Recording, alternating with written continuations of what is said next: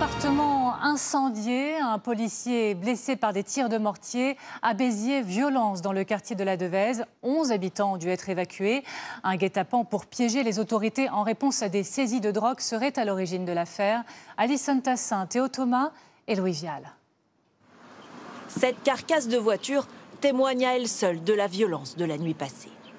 Vers 1h du matin, pompiers et policiers pensent intervenir pour un simple feu de poubelle dans ce quartier de Béziers. En arrivant sur place, ils tombent en réalité dans un piège. Ils sont visés par des tirs de mortier, des tirs qui mettent feu à cet appartement.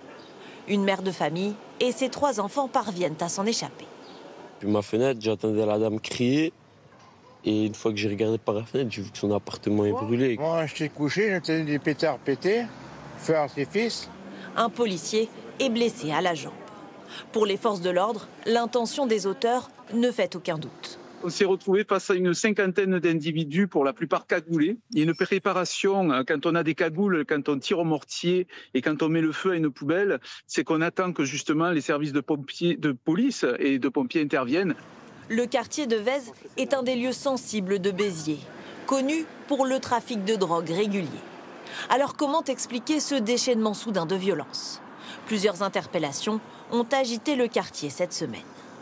C'est une de nos pistes de travail. C'était une réaction par rapport au bon travail fait par les policiers ces derniers jours que de les attaquer de cette manière-là dans le cadre d'un guet-apens. Aucune interpellation en lien avec le guet-apens n'a pour l'instant eu lieu.